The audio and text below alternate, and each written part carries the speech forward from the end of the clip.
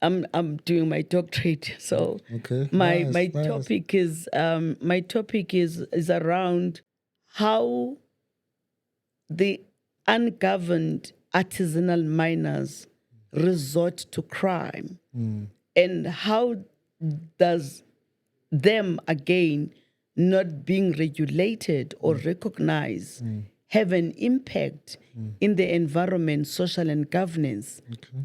of this country. Smart. Day 7. Here's just one example of the caliber of mining expertise in South Africa. We used to have two schools of mining, Wits and Tekis. Tekis was a protest over Wits because Wits was producing English engineers. And Afrikaners had to protest and form Tekis to have an Afrikaner engineering school. And you'll notice that they've sunk shafts in wrong places in a number of areas. First mine in 15 years, gold pour in 3-4 months of production. Wow. That shows. Yes. And also, we have a black contract miner. Mining is very invasive. Yes. And mining causes a lot of socio-economic disparities. We will not create millionaires in the midst of poverty. If you get awarded a procurement opportunity in Wits mining and you're not from around here, you have an obligation, it's in your contract, that 40% of your project is given to the local people. We call you the champion of ESG because you've laid it out perfectly. I won an award in Australia as a rising star Nice. because of how I manage the ESG.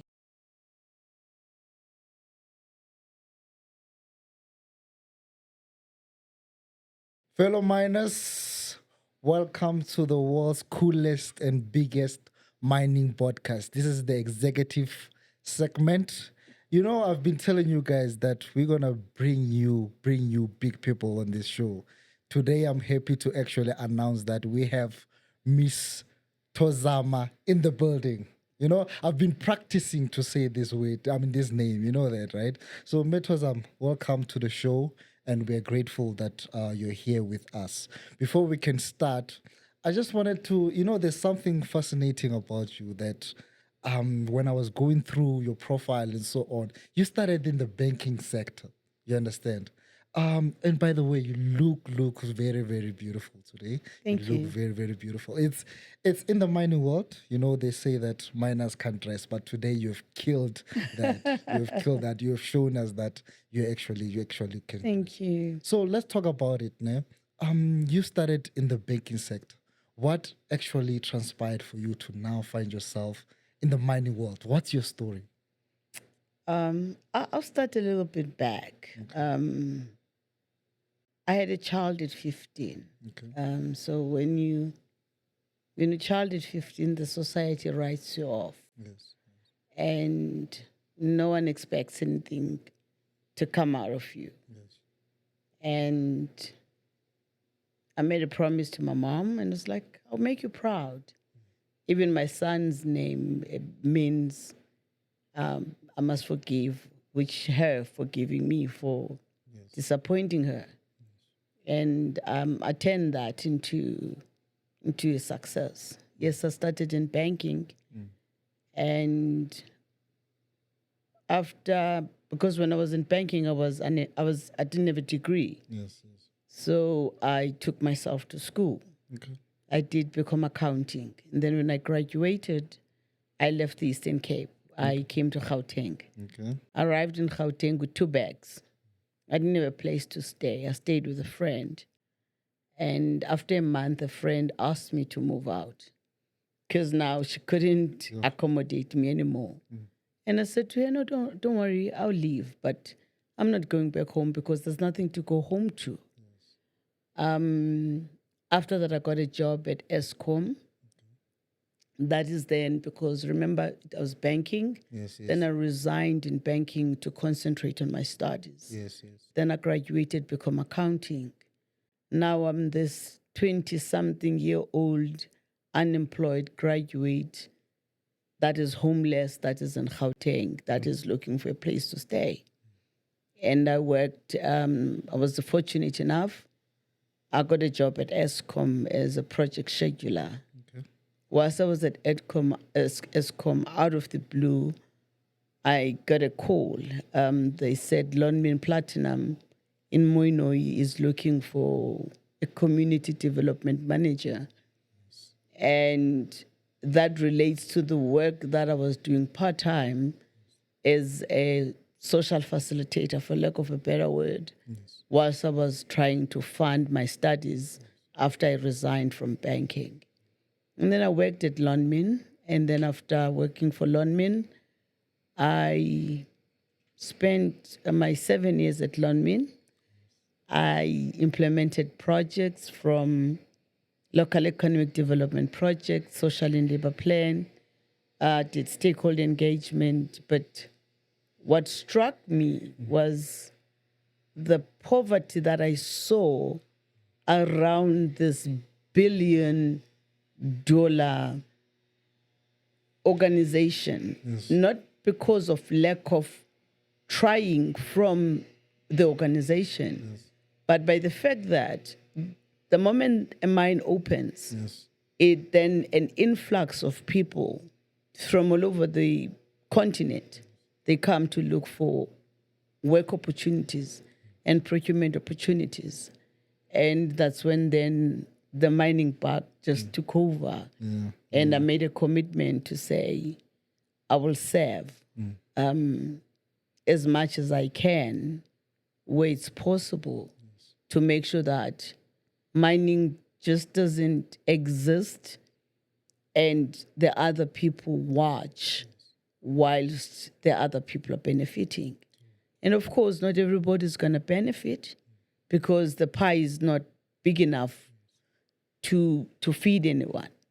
But to the best of my capability, I always make sure that everyone who deserves and everyone who tries and everyone who shows their effort becomes part of the process. Yes. And it hasn't been an easy journey. Yeah. So that's my transition from banking to mining. Mining. Yes. Nice, nice. And today, you're actually an executive director and the bargaining head of stakeholders at West Mining, right? In your position, you spoke about a lot about the fact that mining is actually something that creates jobs and so on. Yeah. Let's talk about ESG. You understand? Most companies take it as if it's just a compliance thing. What is ESG to you? ESG is not a compliance issue. It is a way of living.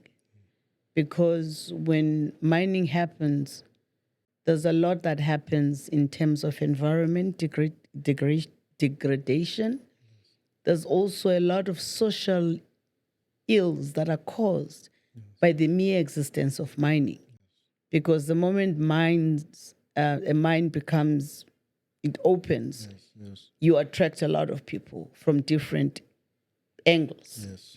The good people that are looking for employment, the people that are looking procurement opportunities, but also you create another group of people that they become entitled as a result of that.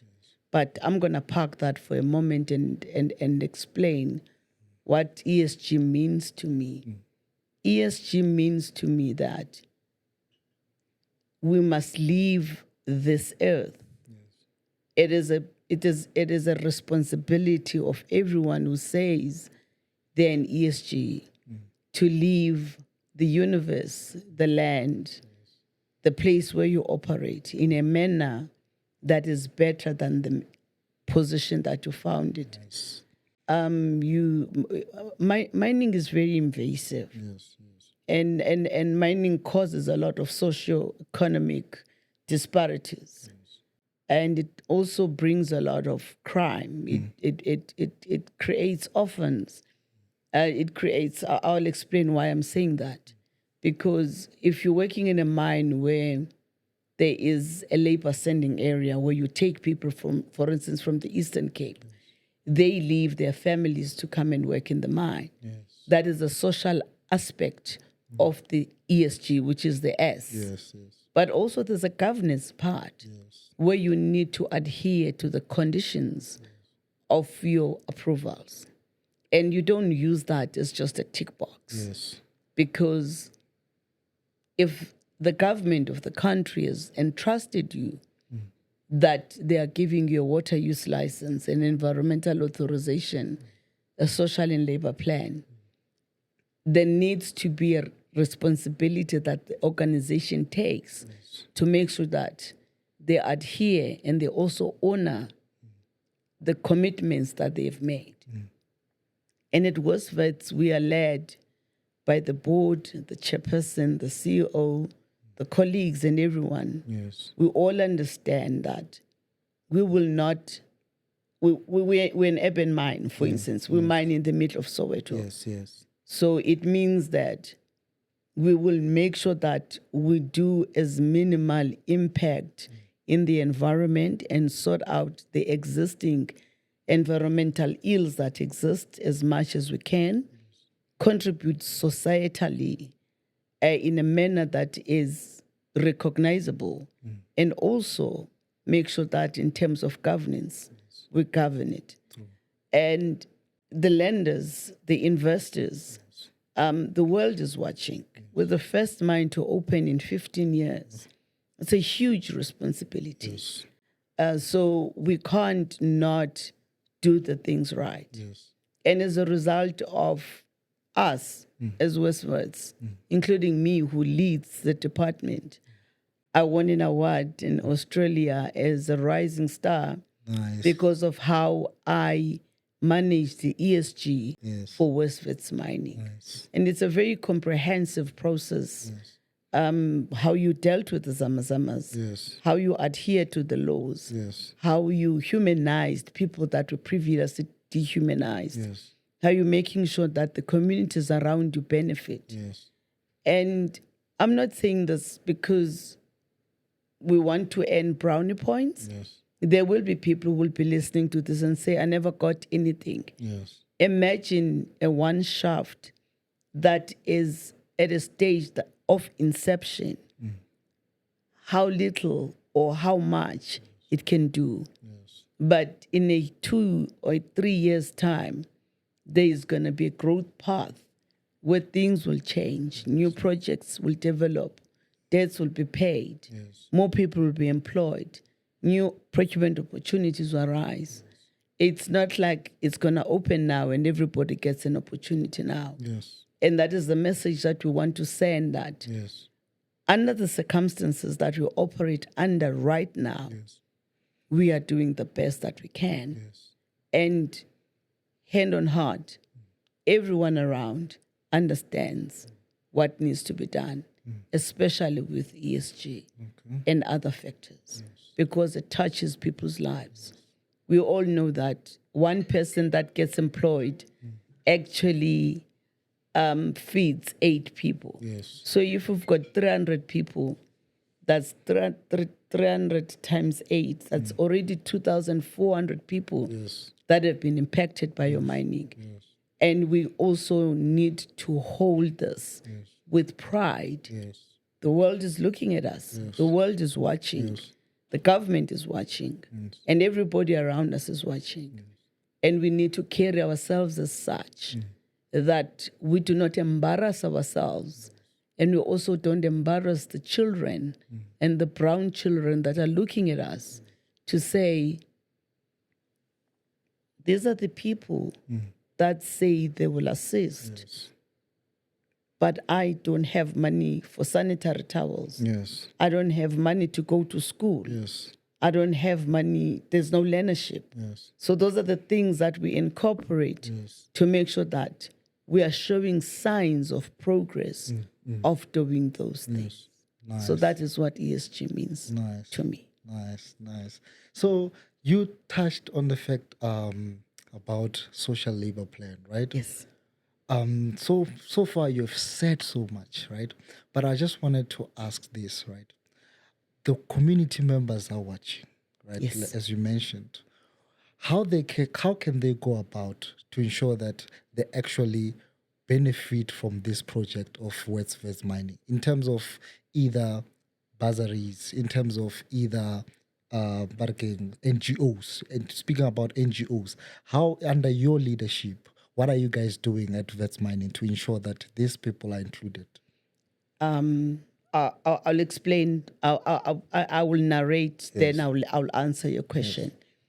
We have we're on a second generation social and labor plan right now. Okay. We've got targets that were given to us by the government, Yes. but we go over and beyond that. Nice. What we have done, we have formalized what we call local economic development forums, Okay. which are the structures of the communities around Westvets that will hold us accountable for the promises that we have promised in our social and labor plan. We also advertise in the Westvets mining website. Yes. But over and above that, we have a website, a WhatsApp channel Okay. for Westvets. So whatever that gets advertised in our website, it also goes to the WhatsApp channel. Okay. So that the information does not get it does not remain with a certain group of people. Yes. Anyone who has access to the WhatsApp channel and anyone who has access to the website can actually see the progress that we have done. Yes. And for a mine that only opened in November, actually when we were doing our first cut, our seal, when we were opening, we were saying we're opening, we're ramping up. We already have about 15 interns, including learnerships. Wow. We have advertised 10 bursaries that will come in February. Okay. We're in the process of doing a Section 102 where we are amending the first generation SLP to make sure that we want to have an impactful project that will benefit the bigger project, the bigger community. Yes. Because what we've realized is that in most cases, you will do a small garden, vegetable garden. You will do a small cleaning, food stalls and everything. No, that is coming. That is a bragging. We've got bragging rights when it comes to that. But what we did, we were speaking with the government to say, how about we consolidate the 15 plus million rands that we have in the first generation SLP. Yes. We're still waiting for the approval, but we're speaking with the government. Yes. That is on the first generation SLP. Okay. And there's still the second generation SLP. Nice. What impactful project that everyone will have access and benefit to. Yes. And that is a commitment under my leadership that we are making. Yeah. We have not forgotten that over and above the big project that we're doing, there's also learnerships, there's also internships, there's also portable skills, there's also enterprise development, there's also supply development. What we've done, for instance, the people of Soweto, there hasn't been a mine in Soweto in 15 years. And we came up with a program when we say, if you get awarded a procurement opportunity in Westvets mining, and you're not from around here, you have an obligation, it's in your contract, that 40% of your project is given to the local people. That is monitored, that is reported to, that is looked at. That is to make sure that that thing of children we used to see in the olden days, where they will see trucks around their community and see 1 or 2 millionaires running around with Lamborghinis and big cars. It's not going to happen under my leadership. Nice. And the leadership of Wits. Nice. We are not here to create few millionaires. Yes. We're here to create economic emancipation Yes. for the brown people Yes. of Soweto Okay. and the brown people of South Africa at large, Nice. and also to capacitate them. Over and above that, we've got workers on site. They start at 5 o'clock at work. Where do they get food? Now, as part of the enterprise development, we're saying we're going to fund the local businesses.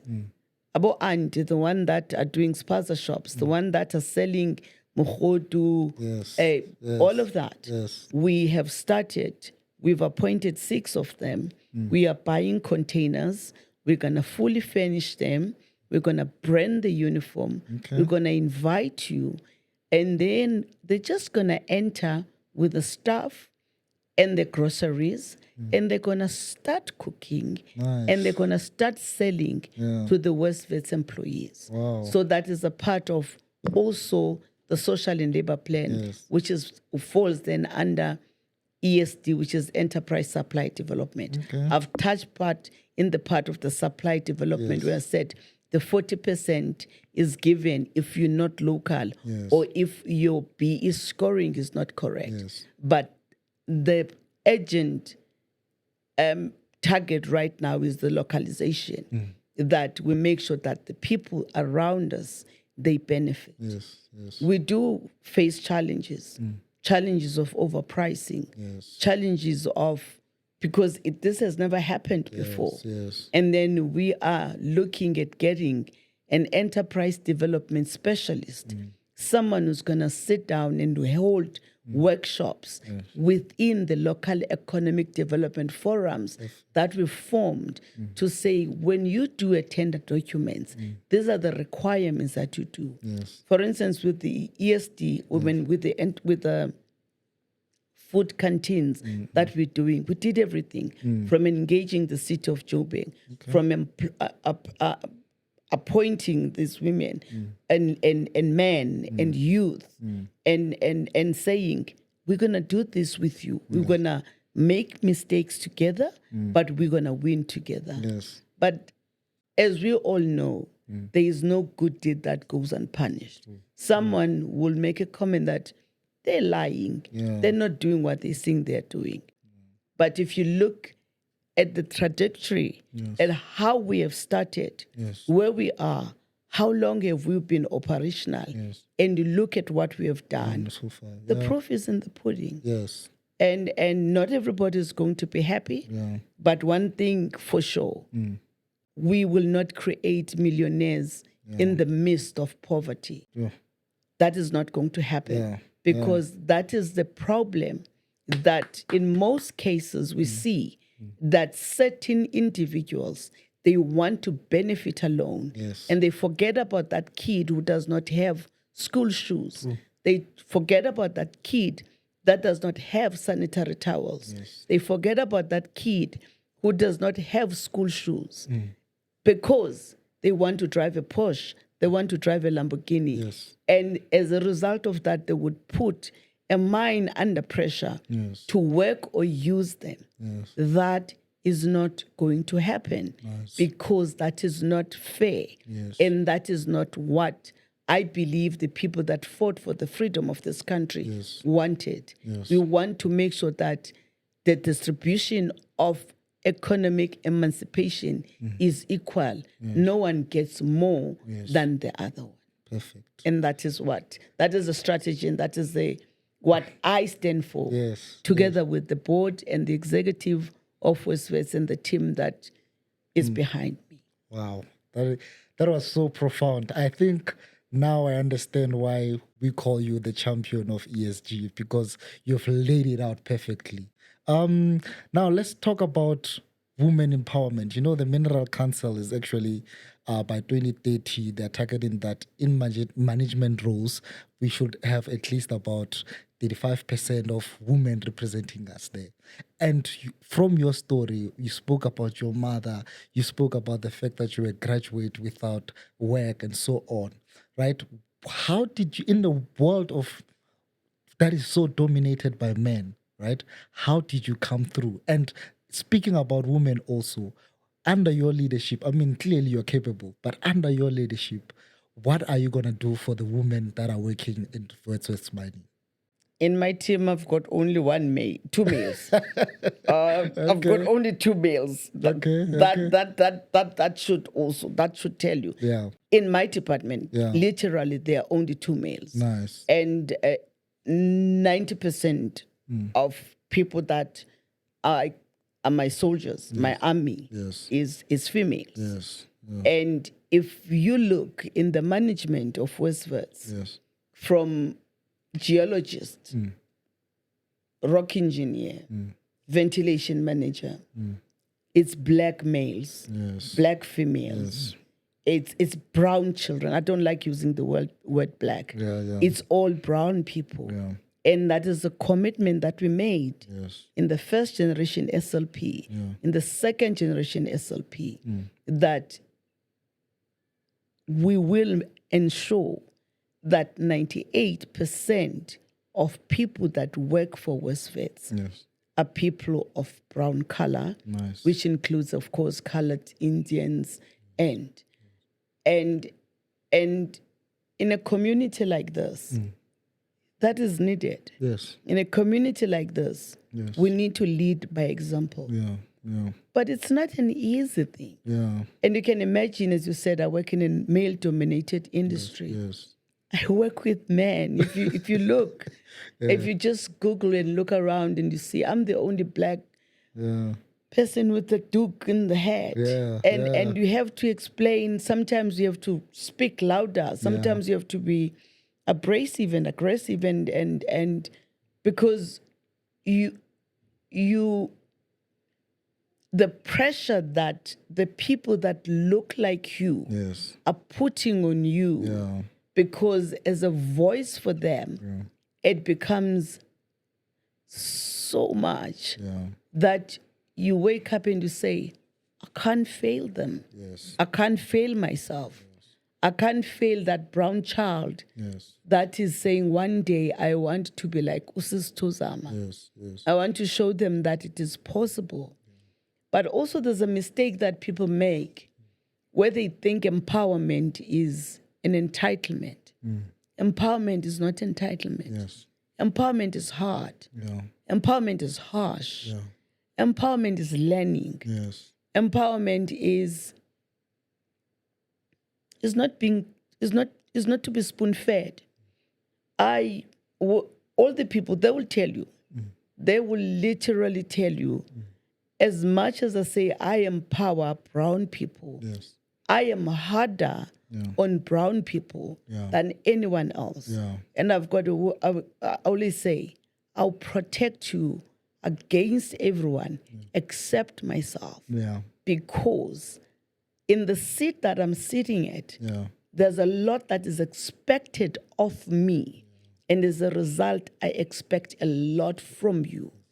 All my service providers and all the service providers that are of brown color and any service provider that operates within the Westwits mining, they are expected to operate in the highest standards. Yes. Because someone, right one, who's grade 11 wants to be an engineer, they must see excellence. Yes. I am for black excellence. Yes. I am for women empowerment, Yes. but I am for empowerment generally. Yeah.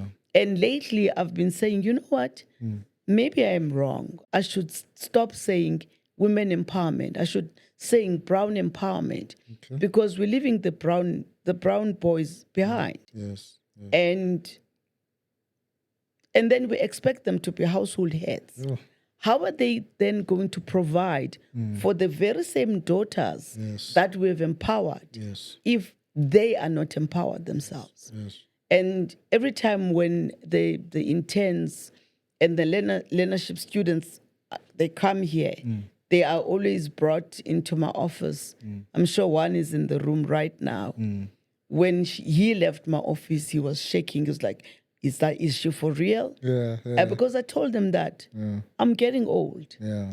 I'm going to leave the baton with you. Yes. And I didn't fight this hard to be where I am for you guys to mess it up. because even the people that fought before me, Yes. they didn't fight that hard for people like me to be empowered Yes. and then mess it up. Yeah. So that is just Who you are. what empowerment It's all about. to me. Yeah. People think when you are empowered, you are babysitted. No. I don't babysit. I'm very hard. Yeah. I expect, I'm sure you saw when they were preparing for this, Yeah. how they wanted everything to be perfect. Yes. Because they know that is what I expect. Yes. And that is what I expect for everyone around me who says I was empowered when I was working for Westwards. Nice. Nice. So, yeah. Nice. So there's this topic that our country sometimes seems to not want to actually dwell much into it. But I want us to touch on it, Mama Tozama. Do you see Zama Zamas as a threat or a social problem in our country? I don't see them as neither. I see them as people that have been dehumanized for years Yeah. and people that were left with no option but to resort to being a Zama Zama.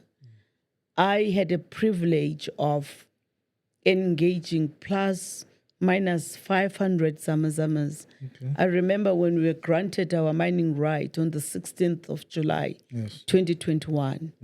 There was a Kala Shalus. I went to Kala Shalus. Yes. Yes. And they were there. They were mining like with picks and shovels. Yes. 99% of them are undocumented South Africans. Yes. Yes. And they came to South Africa because in the countries where they come from, their governments have failed them. Yes. And then they saw an opportunity. Yes. And I actually, in my moment of madness, for lack of a better word, Yeah. I did not call police with them. Yeah. I sat down with them. Yeah. And I said, gentlemen, we've been granted a mining right in this area. What can we do to make sure that you move peacefully from here? Yeah. And they moved. The negotiations took 6 months. Yeah. And one of them, when they were leaving, they said, this is the first time when someone has looked at us and saw a human being, Yes. not an animal. Yes. Because they are not animals because they are animals. I'm not going to cry. I'm not crying.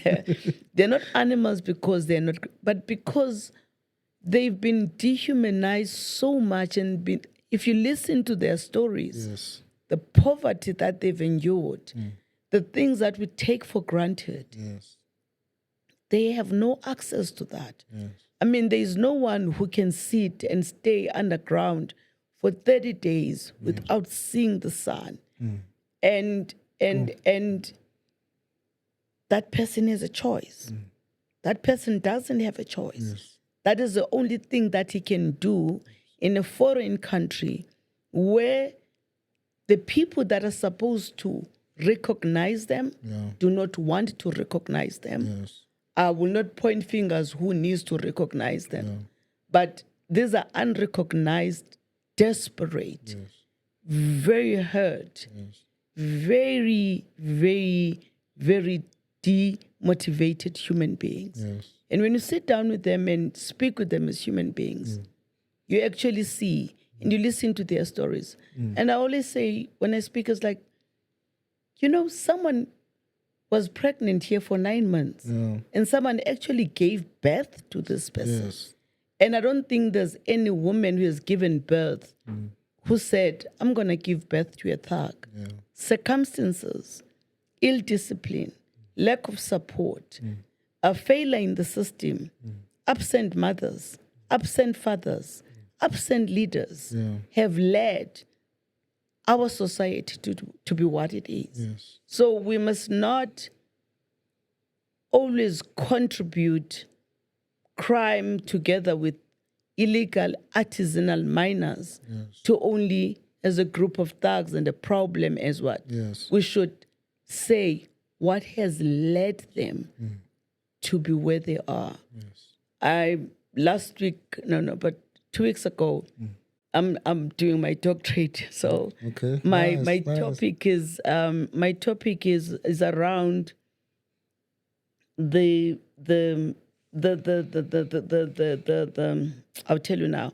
My topic is around how the ungoverned artisanal miners resort to crime, and how does them again not being regulated or recognized have an impact in the environment, social, and governance of this country. Smart. Yeah. So it's a.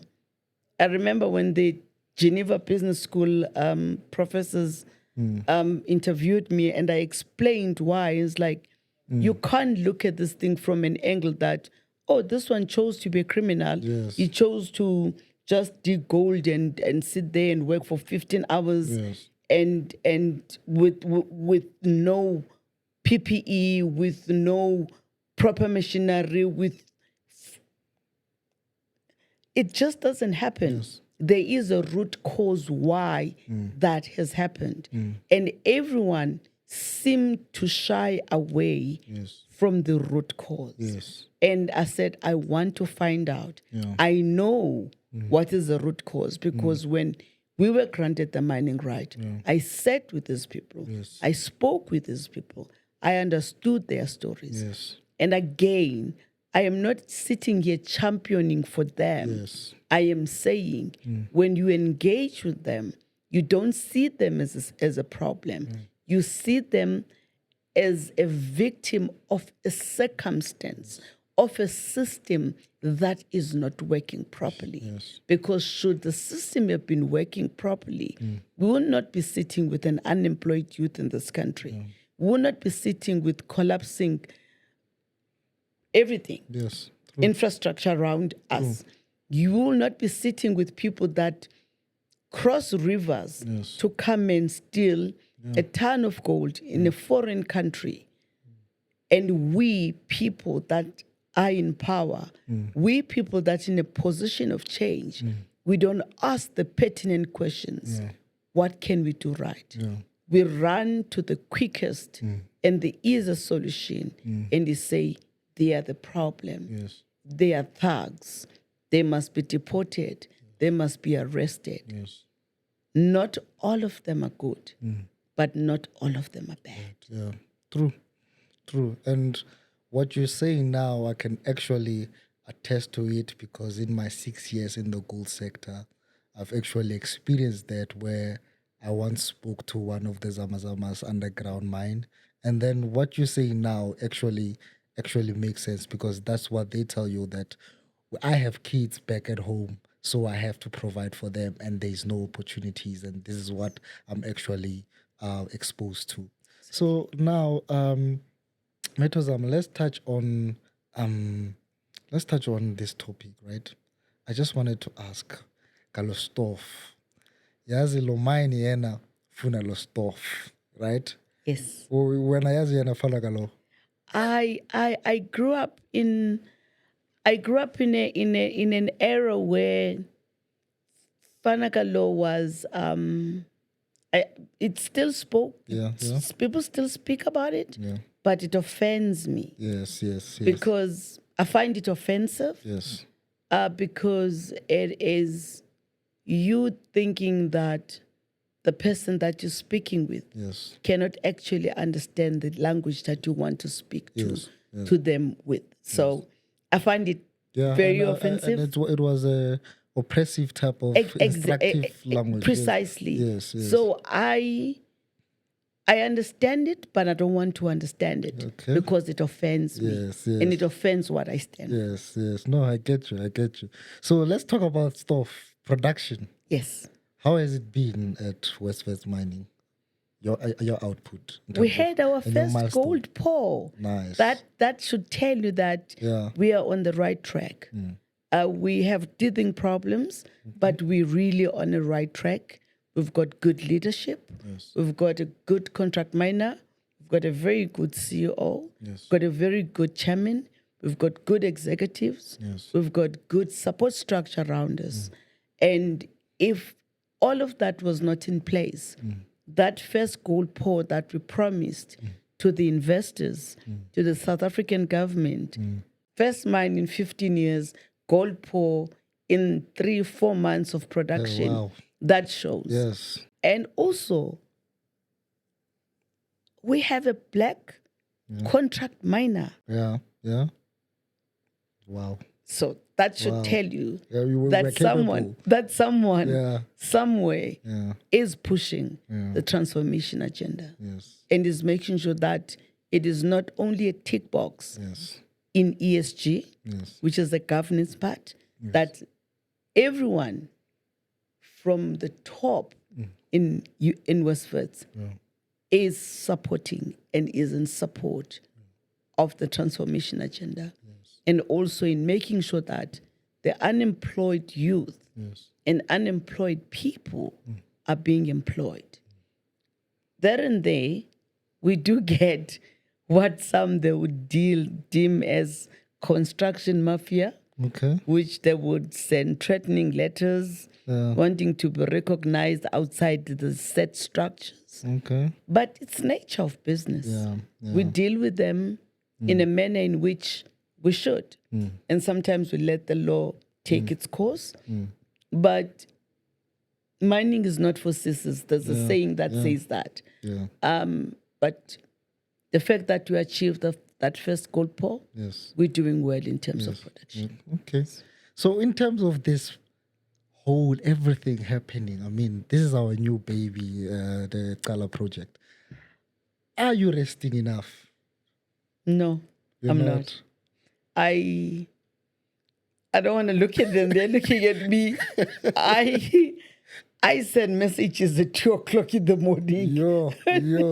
I send messages 2 o'clock in the morning. Yeah. And sometimes when I don't like calling meetings and meetings, when we have our departmental conversations, I would sit and say, how can I make your life easy? Yeah. Let's talk. Are you fine? Are you coping? And one day, one of them asked me, how can we make your life easy? And it's like, I don't know, because no one has ever asked me that question. Yes. I will rest eventually, Yes. but leaders eat last. Yeah. There is no leader that, True. proper leaders eat last. Yeah.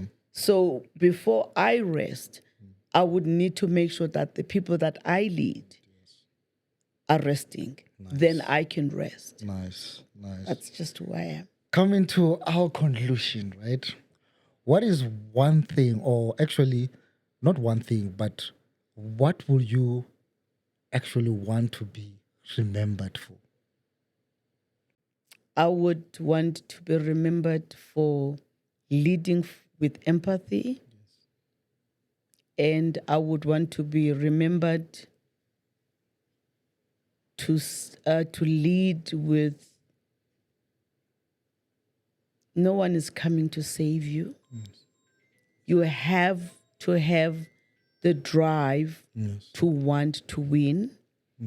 I would also want to be remembered as someone who taught the younger generation that empowerment does not mean to be spoon-fed. Yes. Empowerment means you fight amongst thousands of equally qualified people like you. Yes. And I would like also to be remembered that as a woman, people think you are a walkover.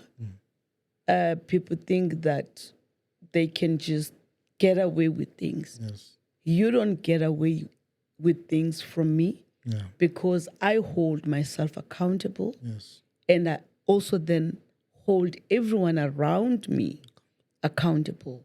But most honestly, lastly, transparency and being truthful. Yes. There's nothing that destroys people as lies, over-promising, Yes. and under-delivering. Yes. If you said you are going to do something, do it. Yes. If you can't do it, communicate that I cannot do it. Yes. Do not want to be popular and overcommit yourself because then it never ends well. Yes. Because eventually someone is going to catch you up. Yes. Yes. So just be honest and have empathy. Okay. But also, people around you must know that it's a privilege to be sitting in a chair that you're sitting in. It is not a birthright. Yes. And I always say, I sit in a table, or I've sat in a table where someone like me was never meant to succeed. Yeah. True. True. Never meant to succeed. True. Everything that is put in front of you is not designed or designed for you to win. Yes. It is not deliberate. Yes. It is how the system that we come from Yes. was put in place. Yes. So therefore, you need to maneuver Yes. and make sure that you succeed. Yes. And for someone who had a child at 15, Yes. I know what hard work is. Yes. Yes. And I know what it means to fight Yes. for the right cause Yes. so that you can be an example to the people that are watching you. Yes. Wow, that was very, very profound. Fellow miners, I don't know. I am full. I am actually touched by your story, by what you have shared with us here today. And we're actually, as a team from the Miner Podcast, the executive show, we're actually grateful to have hosted you today.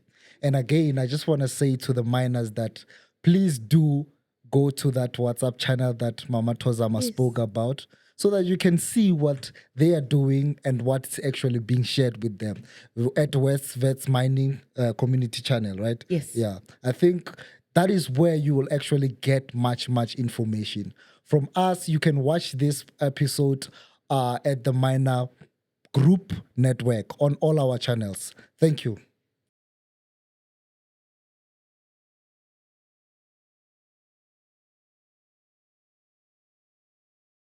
I would want to be remembered for leading with empathy. And I would want to be remembered to lead with no one is coming to save you. You have to have the drive to want to win.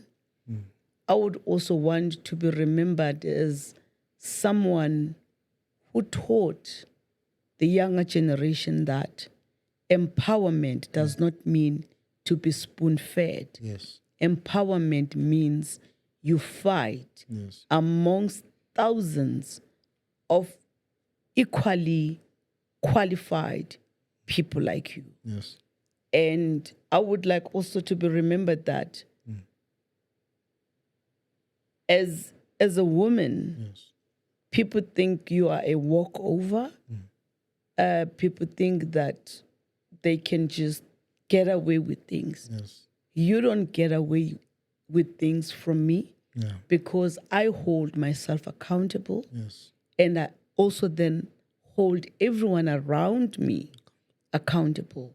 But most honestly, lastly, transparency and being truthful. Yes. There's nothing that destroys people as lies, Yes. over-promising, Yes.